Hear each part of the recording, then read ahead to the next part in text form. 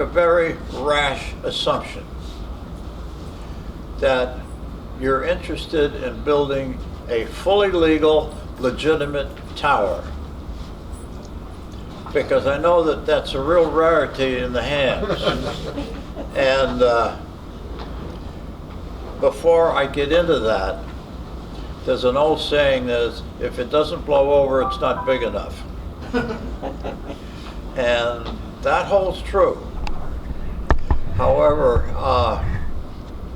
and there, I don't know how many illegitimate towers there are, but just for the fun of it, I will go through the legitimate process of building a tower and the things that go into it and why they go into it, because the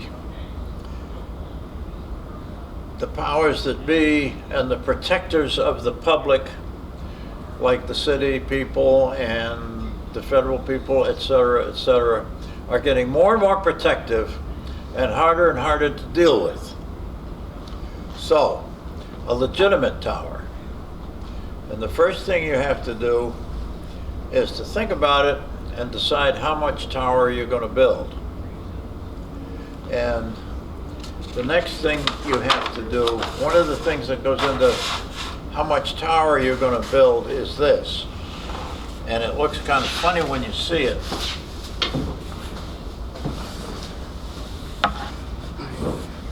But it's called a plot plan. This is a hypothetical piece of ground. And in it is your house. And over here is one neighbor, there's another neighbor, and the street's up here. Most towns now require that if you put a tower in and it falls over, it has to remain on your property. So that means that you take the property and divide it by 2, and there's a little line, and divide it by this, and that's where the tower goes. And you don't have much choice in the fact. It can be up against the house, they don't care. If it's up against the house, we have to do a special foundation, because the typical home has a concrete block foundation. And when the tower leans at the house, then it breaks up the concrete. So we have to put an anchor here so that it's stiffer in one direction than it is in the other. Height of the tower, limited by those 3 dimensions. They don't care if it falls over on your house. That's irrelevant. Now, if you're not too hungry, you can take and put one of these little guys up on the roof. Most towns are pretty generous about that. But there are some caveats in there. And one of them is, Ken, before you flip that, if the tower is right against the house and you have affixed it to the frame of the house further up, yeah, does that change your fall distance or anything? no, No. no. The fall distance is to the sides and to the back. Okay. But what it does change is you'll need to support the tower.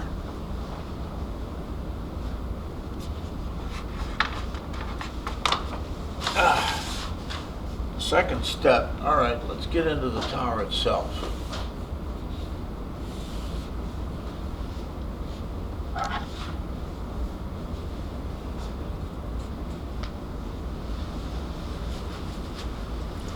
Tower manufacturers are pretty smart. If you look at what's exposed out of the ground, they can figure it. And they do analyze and can provide an engineered plan for the tower, which tells you what kind of a wind load it can take.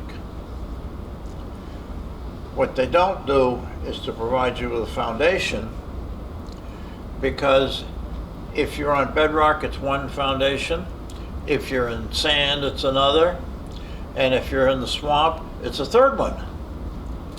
Because the swamps are notoriously mucky and they don't support anything. So they leave that off. What they will do is figure, and you've got wind blowing, and I'm not talking about antennas yet, we'll get to that in a minute. The wind, and they rate the towers in miles per hour. 70 miles per hour is the typical wind load. They used to do 50, and then it caused them so much heartache to all their customers that now they do 70. 70 is a pretty good wind. 74 miles an hour is a hurricane. 125 is a class, what, 4? Something like that. They talk about wind load. Wind load delivers pressure on the tower. It's pushing it. And there's a law of nature that says the pressure that the wind generates is related to the square of the wind speed. It's proportional to the square of the wind speed. So if you get 70 miles an hour wind, you use 140 in the calculation. Use 1400 in the calculation. If you're in Connecticut, they got you. Along the shore, it's 120.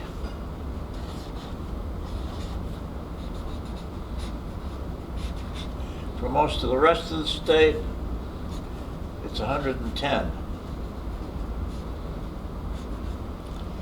Now, 110 miles per hour is probably about twice what 70 miles an hour is. And that affects the amount of antennas you can put on top. It affects the tower itself. And that tower is made up of a bunch of pipes and braces and all sorts of stuff. Or it's made out of, if it's a real cheapo tower, it's a one single piece of pipe which sticks up. Now, every ham who's putting up a tower does this. Puts his antenna up here. And what does he use up this here? A mast. Mast is the weakest part of the tower. Because if it's more than the tower manufacturers are real cute. They say, okay, you can have a 1-foot mast on top of the tower. And that's where your antenna's going to go. The towns haven't woke up to the fact that you're probably going to put a 10 or a 15 or a 20-foot mast in here. So you're on your own. But the fallover distance is calculated from this point. As I said, they haven't woke up to the fact that you've got a huge pile of aluminum up above it.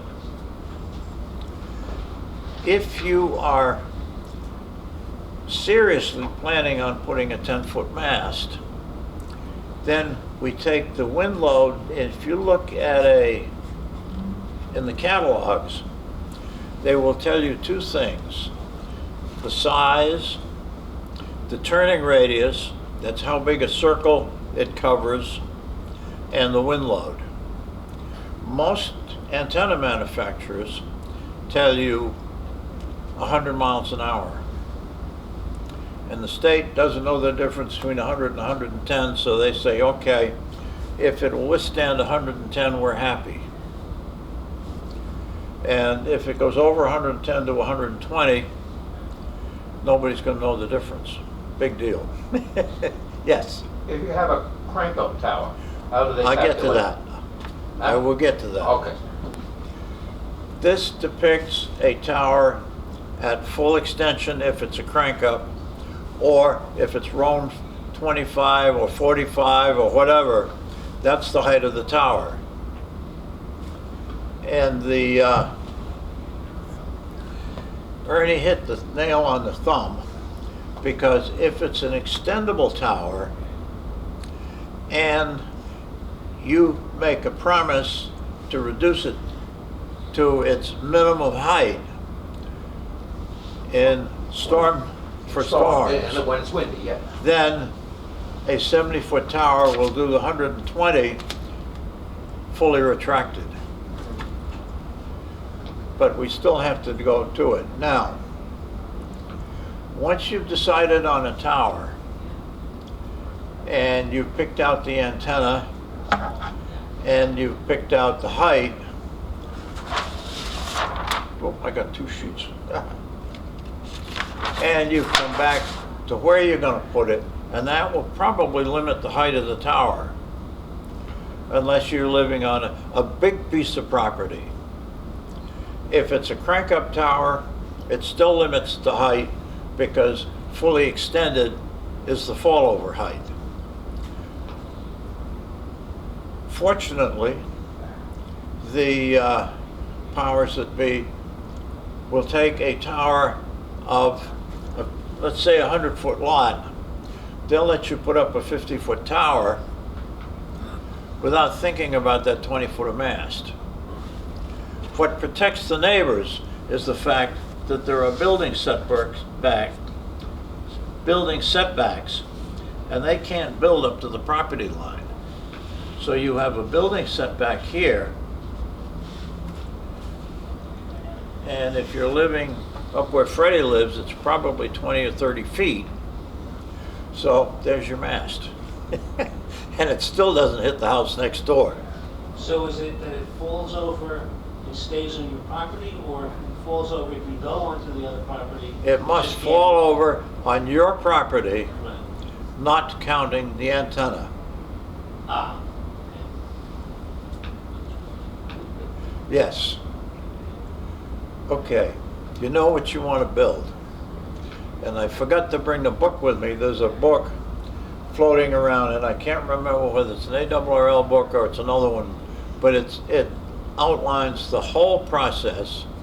It costs about 20 bucks, and it's a damn good investment if you're going to do it yourself. Now, I happen to have another credential.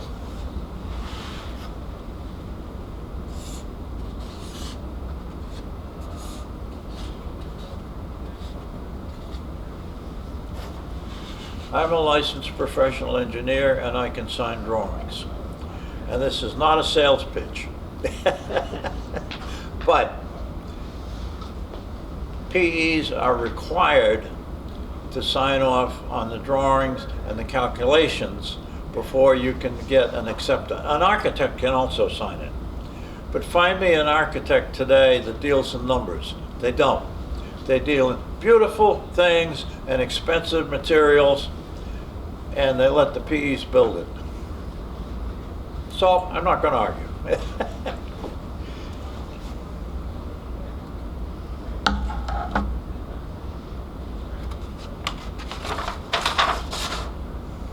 Are you going to discuss the regulations as pertains to a tripod on the roof? There practically are none. Because You in can Stanford, sneak- it was, if it was over 14 feet tall. Well, there is that one. Okay. It's not supposed to be any higher. Some towns are 11, some are 14. And I seriously recommend that when you anchor it to the roof, you don't do it with lag screws. Yeah, through Do it bolt bolt it through with a plate underneath. You put a plate underneath the rafters underneath, and if you're uncomfortable with it, you put a whole series of 2x4s that you've got with a roof that pitches that way and this way. You'll put the roof rafters go this way, and you'll put blocking here, either 4x4 or two 2x6s laid on top of each other, and you'll nail them to the rafters from underneath, because the load is up mostly. And then you will bolt the tower legs through the roof and through the Backup plate. the wood underneath. And what do you like using for the blade? Then if it blows hard enough and it takes your antenna with it, it'll probably take the roof with it. What do you like using for the metal plate in that circumstance? What? I say, what do you like using for the metal plate for holding the bolts? On the top, Yes. that comes as part of the feet of the tower. No, under the, No, when you were mentioning under the Underneath? roof, using a metal plate, what's your recommendation? A couple of 2x4s, a couple of Oh, just 2x4s without Two by 2x6s. eights, 2 by 12s, anything you can. 2x6s or 2x12. Yeah. Right. 2x12 gets wide enough so that it splits when you pull on it. A pair of 2x4s or a 4x4 will give you a much better spread. What I've done in the past is I've taken angle iron and bolted it sideways to the roof rafters. Yeah. And it fit the plate inside the roof rafters, so the plate is not nailed. I mean, Right. it's in there tight. Most of the force, well, it's a whatever, you have to be braced for every wind direction. Yeah. This side of the roof over here has 2 anchors on it, and that one has 1. This one is carrying twice as much. It's carrying the same load, but you have 2 anchor points.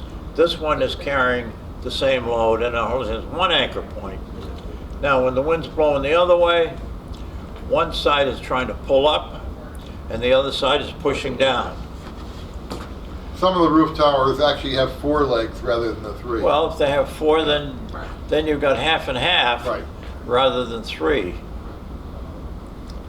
And if it's 6 or 8 feet and you don't have a 40-meter beam on it, you don't have much of a problem. And again, the tower manufacturer will tell you how many square feet of wind load you're allowed at 70 miles an hour. And because the building department doesn't get involved in it, you can pick an antenna that has less square feet of wind load or wind pressure and use that on the tower. They don't even care about the roof tower. No, they don't. And if they ask, oh, you're a TV freak. Now, that's a damn big TV antenna, but So as far as you know then, from the permitting process, nothing is required either for roof mount? that I don't know. Don't know, all right. So we're- No, That well- depends upon the town. Right. Yeah, I think in my community, they don't even care They don't care. now. It's your For problem. for the 74 crank up, Yeah, they cared. For the Yes. roof, they didn't care. right. Well, they're more worried about a 70-foot crank up blowing over and landing on the neighborhood house. So yes, they are protecting the community. Yes. And with Roan, you've got 70 feet of tower, and if you've got Roan 25, you damn well better guide it. If you've got Roan 45, you ought to guide it. And if you've got Roan 55, it depends. But any of those, you need to produce and turn into the city a study by a PE or an architect that says these are the loads and this is the wind resistance. And you do come into a nice deal if it retracts, because you've taken the leverage off it, and a tower that's barely adequate at 70, down half at 1/3 or 1/2 the height, will handle 140. And at 100, you're going to shed the antenna, and then it's duck soup. Now, the foundation that you drew there, Yes, wouldn't you want the foundation wider than the base of the tower? yes, absolutely. I mean, I saw what your drawing is there, and I, Well, that's the reinforcing going down. The tower base okay, thank you. looks like this. You have a steel cage inside it, and it's a real heavy-duty steel cage. buy it from the tower manufacturer, because he's designed that steel cage, when filled with concrete, to take whatever the tower can deliver. Cage and rebar. So you're getting yeah, it costs $1. But if some guy says, oh, I'll throw a couple of rods in the concrete, run. Well, you want to do both. Around here, Yeah. if you can make any recommendations to anyone that really wants to do a serious job, who are the contractors that you've dealt with, or the cement pourers that would bother doing a job like this? Would any of them in town, or? You have to, there are two answers to your question. The first answer is you need somebody who's comfortable handling concrete. Right. The second answer is who do you buy the concrete from, or do they buy it from, Right. or do they mix it with a one bag mixer driven by an electric motor and shoveling stuff into it? And that's your third, that's the least attractive of the choices. Right. But I'm just curious, if you were bringing in a guy who's just a small scale contractor to pour it, you'd already, dug the block, what do you pay for the concrete, roughly? Or You what would a job like pay that cost? about, the last time I bought concrete was quite a while ago, and it was $125 a yard. It's now probably $175 a yard. And how many yards would you use? Depends upon the size of that block. Right. Mid-range. But you can take the recommended base, which is going to be a square,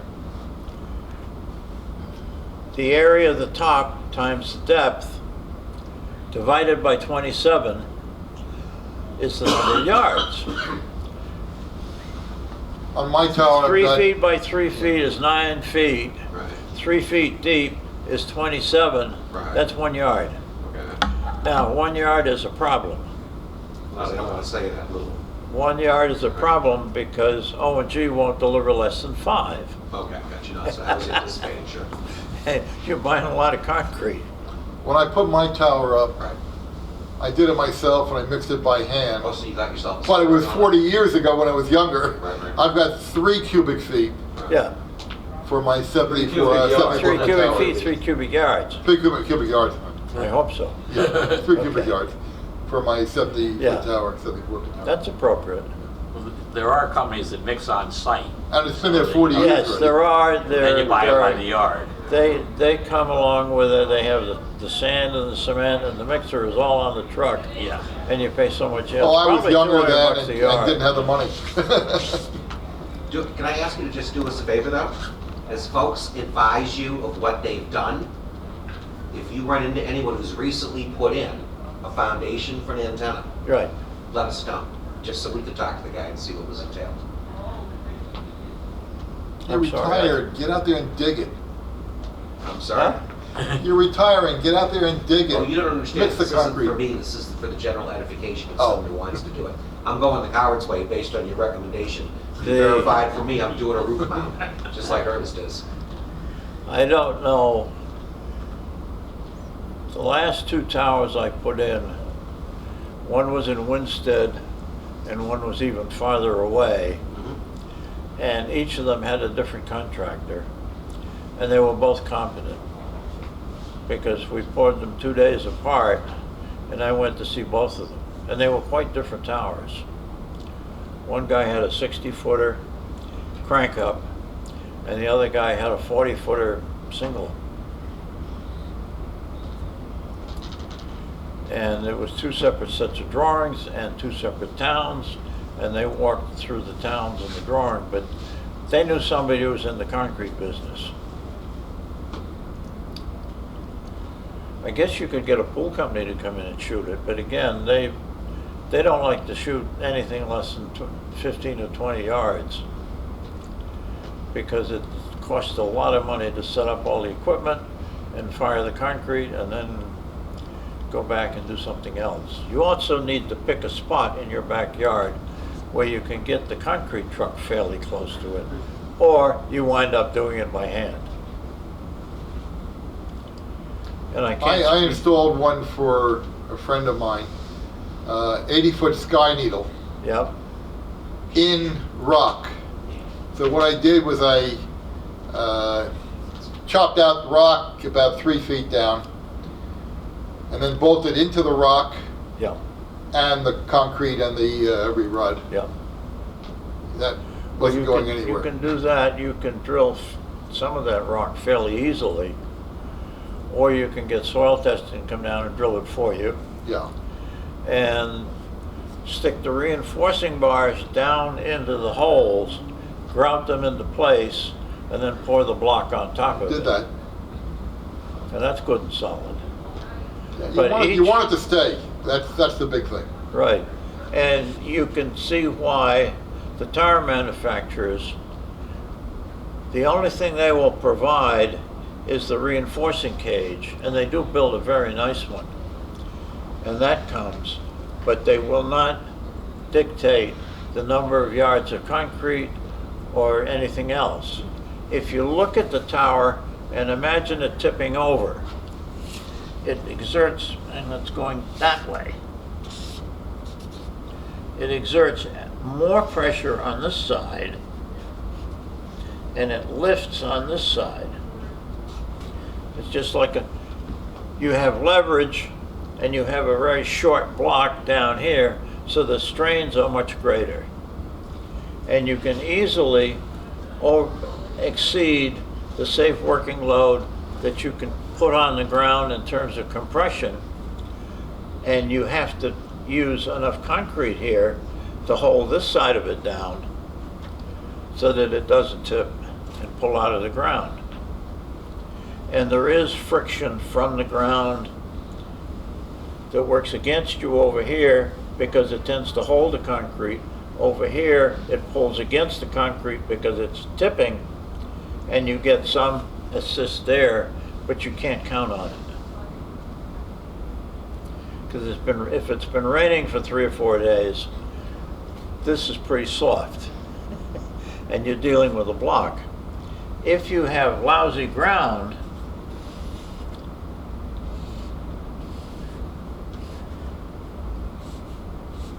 you can build a great big flat lump of concrete, and then you need to take your bars and go like this in order to then distribute the stresses into the concrete. But doing it this way, you get the same amount of concrete or more concrete depending upon the size you pick, but the pressures on the ground are much lower because you have a longer arm here to tip and to push. That's part of the engineering, yes. Around here, what's the minimum depth requirement? 3.5 feet in Connecticut. Frost line. Yeah, frost line. If you're in Maine, you better go 5 feet. If you're in Florida, 1.5 feet. Florida's all sand. But Water. that's You go local. putting a half here in water. Yeah. Right. And a rocking tower with wet sand underneath it will start walking its way down into the sand because it liquefies. So that's not something you want to be very happy with.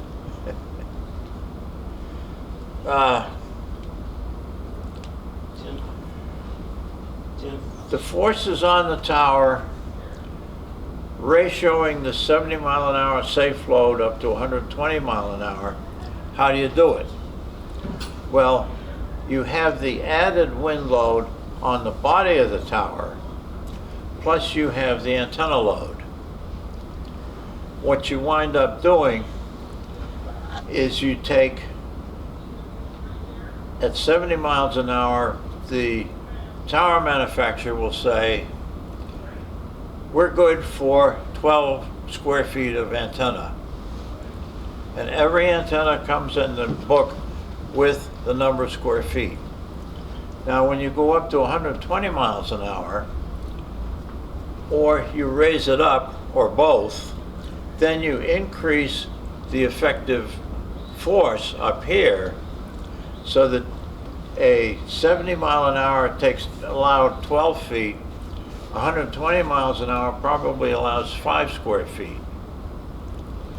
You don't put that 10-foot and square foot antenna and figure it at 120 miles an hour. So that when I have to prepare plans for the tower, I stick to the manufacturer's 1 foot above the tower. And if you go more than that, You're on your own. it's your problem. Now, you can go and put a tri-bander at 1 foot above the tower and have a stick, a 2-meter 440 stick above it, and you get great reception. And it doesn't add enough square footage to amount to hill of beans. Also, if it blows more than 70 miles an hour, you've lost the stick anyway.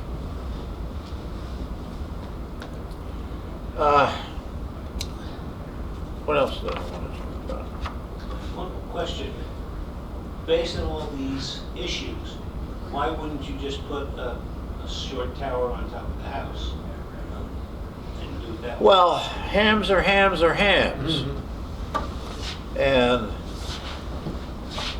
a square tower on top of your house 15 feet up or 12 feet up or 7 feet up will get you probably 30 feet off the ground.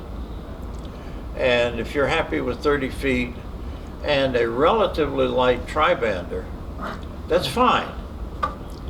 If you want to put up, you want to be up around the 100-foot mark because there's a hill behind the house, and you want to put up a 40-meter beam, and you have lots and lots and lots of money, you can go way up. And what's interesting to me is a lot of hams who have big towers with big antennas are finally being summoned by their neighbors. What is all that? It's going to fall over on me.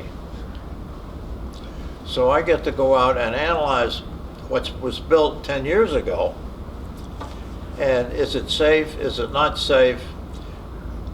Usually the answer is that it is a extendable tower, and as long as they sign a paper that says they're going to bring it down to its lowest possible level anytime there is inclement weather in the forecast, and some of them lower it every time after they've used it because the neighbors raise so much hell, then it's okay.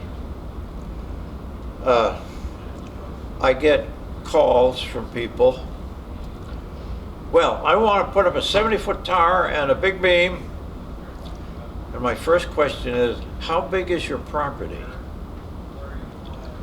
Well, I'm on a 50-foot lot. And that ends it right there. Now, your next question should be, do you like wire beams? Right. What do the trees look like? Yeah. But I've had a couple of funky ones. Guy in Bedminster, New Jersey. I have a license I had one in New York, but I retired because it was too much bullshit. The bullshit and the aggravation exceeded the remuneration. And New Jersey is about to do the same thing, but I'm still licensed in Connecticut, Massachusetts, and Vermont. Vermont never asks. I haven't signed a thing from Vermont in 30 years. But Massachusetts and Connecticut I am active in. And this guy is in New Jersey. He has a beautiful house. And his back property goes like this. Now it's a perfect place. He wants to put his tower right here, because his wife wants it this way away from the house. We got him his permit because on both sides of him is a Forever Wild State Park. And they didn't complain. So he has his tower back here. His was a little sticky because he poured the foundation before he decided on what he was going to do for a tower.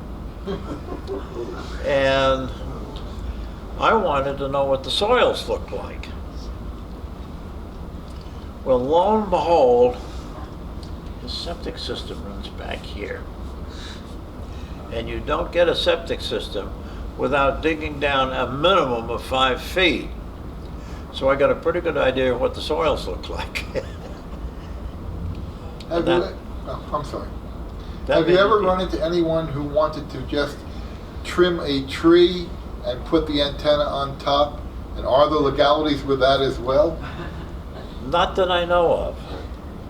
I have a good friend who lives up in Weston, in the back lot, and he had a 120-foot tall CB antenna tucked into a tree. And he did it without climbing because he put up pipe sections, raised it, put another pipe section on it, and raised it, and eventually the antenna was up to 120 feet. And then the hurricane took it. I don't Did it think land he on the should. neighbor's property? Huh? Did it land on any neighbor's property? No. But Stan, Yeah. that's Adam's remote site. Well, I realize that. That's what Adam does. He's got his remote site up on a tree. But They, he is thinking step about by eliminating that now because now that he has his Real house. property up there. Yeah. I got news for you though. I heard him operating on the thing the other day. There's no frame of mind to move all that. I haven't Sure. seen that to be a problem. Uh, All right, just curious. It has its hazards. Most of you probably know K10F, Rich Rosnoy. Yeah. He had a 75-foot pine tree right next to his house. And he put up a 2-meter 440 at the top of it and got hit by lightning. And it put a big scar on the tree, and he still hasn't picked up all the pieces of his as antenna. This is a new strike? No, Because he got hit, I know some years ago, he had been operating, he went to the bathroom, but he got hit while he came was... back, yeah. He came back, and part of the rig was blown across the room. yes, Yeah. that's the That's situation. the same one. Well, that was the antenna that he lost. Okay. There was, you know, the big pine trees to the right of his house? It's been a while since I've been Well, there. he had some real 70-footers in the house, and he crawled all the way to the top of it and put up a 2-meter 440 Comet, the long one, up in the top of the Yeah. pine tree. Pine trees also have a tendency to tip over in a high wind. Well, they also are very good conductors. Moist, yeah. Better and to then use when- and then Copper when the- Beech is the best conductor. When the Silver birch. when the lightning hits all that sticky sap, it vaporizes it and just blows the tree apart. So that he belonged to the if it doesn't fall over in a high wind, it's not tall enough. How about guide towers? Hmm? Guide Towers are, they're convenient. You can use a lighted tower. You can use Rome 25 with a 50 or 60-foot tower, but it needs 2 or 3 layers of guys, and you got to have 4 good solid anchors, not just one big block.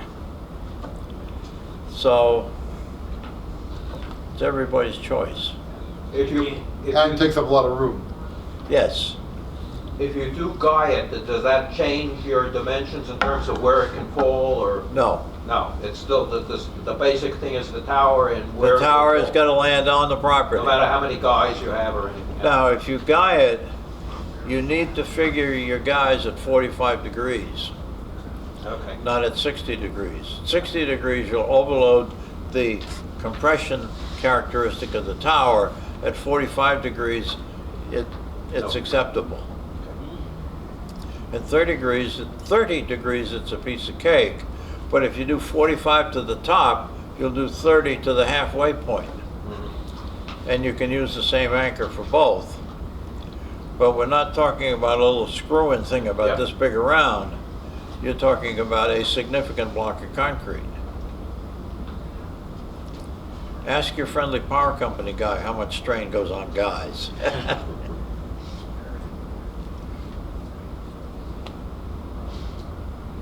Very good. No more questions? You guys are easy. We're all fantasizing, but none of us can do this. Yeah. I could, Fred, we could do the spruce tree with you, though. well, I was just Need thinking to for rent a my bucket truck. property. Yeah. I was just thinking for my property, I could put up a 15-foot tower. You could. No, I told you that. Do that for years. You got a 100-foot lot?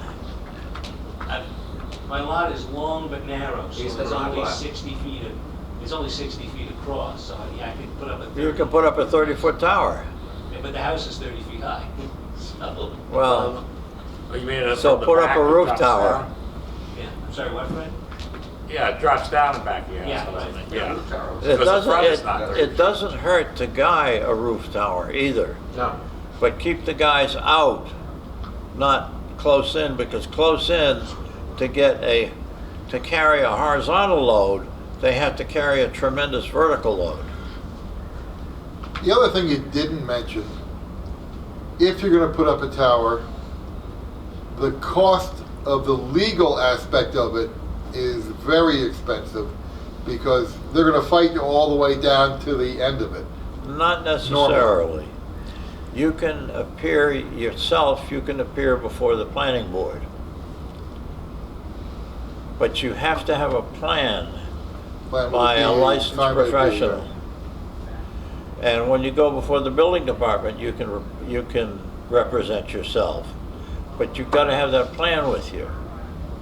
But most of the times I've seen that happen, they deny it, and then you have to go back and fight them. Well, Most of the communities. PRB1, unless they can say it is a health hazard, Yeah. then they're kind of stuck. They Or can't- if a neighbor complains, and then they can go all through it, and then eventually give in. Yes, but again, you can do it yourself, and you got to keep nudging it and keep following it and keep going back and back and back and back. But you don't have to have a lawyer do it, as long as you have the plans in hand, which are legitimate plans by PE. And what they want on the plan is, where's my tower? Whoop, there's my house. They want a site plan, and I'm sure you've got a survey that is reasonably current. If you haven't, you better have one.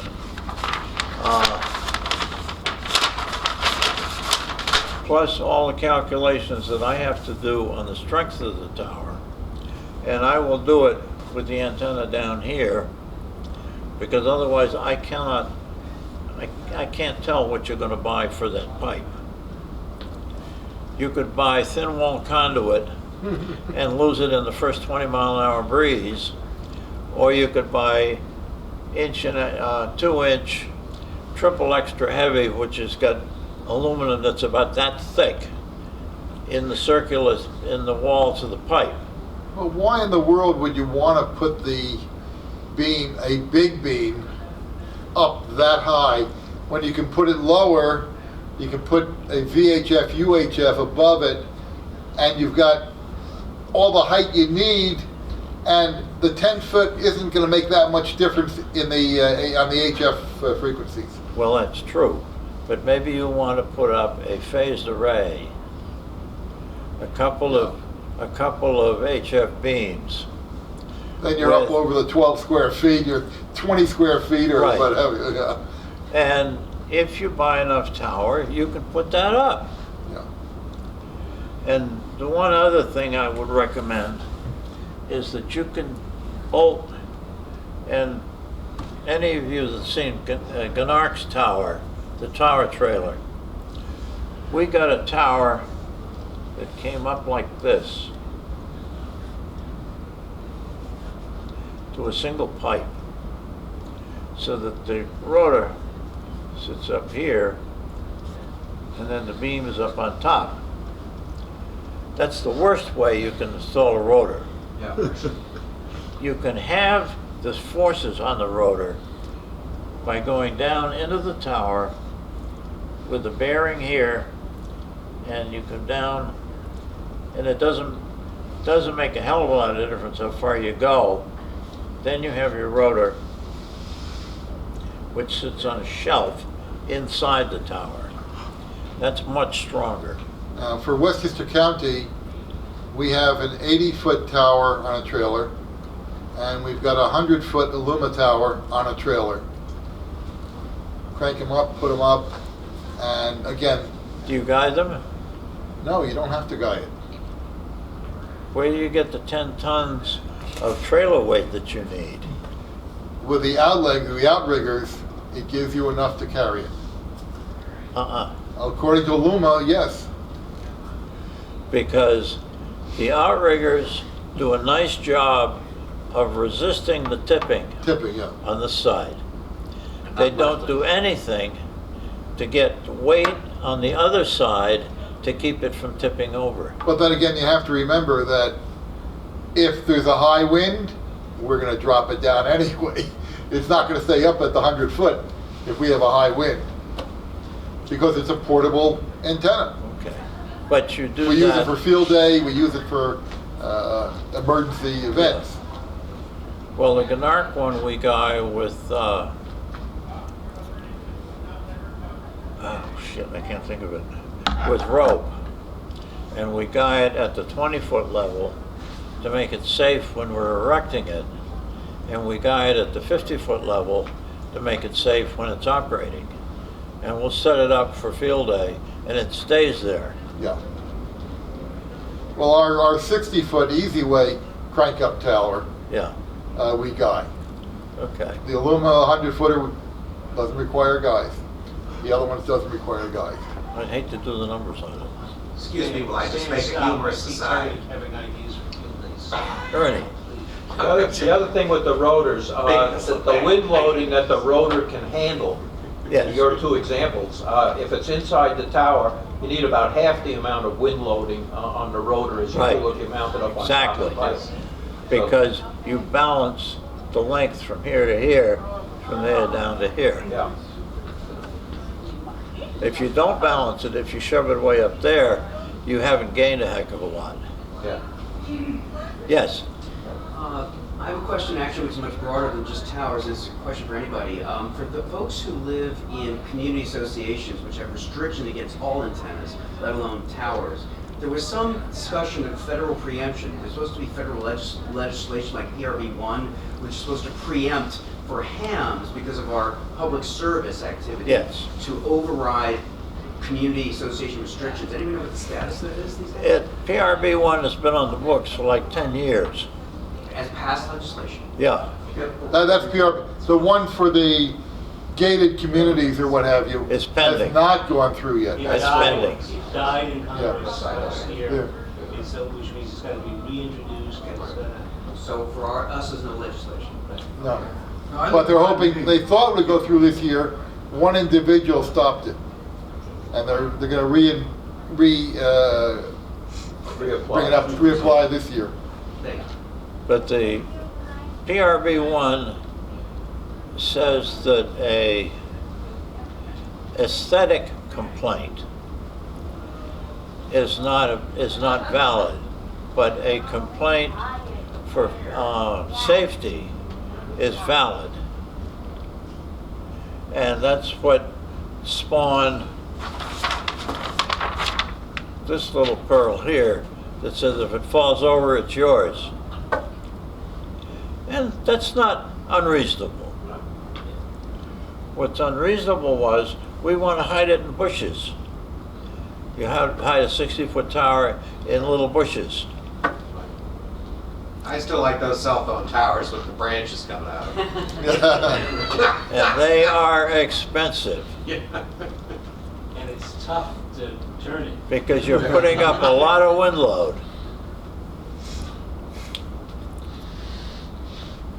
Any other questions? How do you get your wife to appreciate the tower with the beam on it? That's difficult. And I have all wire antennas. Just the way I don't have a swimming pool either. I love That's septic probably system. 70% of my business. And the kids told me, "Oh, Dad, we'll take care of it. We'll clean it once a week." And the answer was, "Yeah, just like you've done with the dog." Well, there's that great ad on I-95 for some pool company. It says, "Your wife is hot. Get her a pool." Right. Yeah, that's a guy up in Fairfield. Yeah. Yeah. That's a great ad. Yep. And I don't know. The pool business is another interesting can of worms. I'll bet. Well, thank you. We appreciate it. I hope it helped. I hope it's of use to you. Good. Yeah. John, you're on. I have this vision of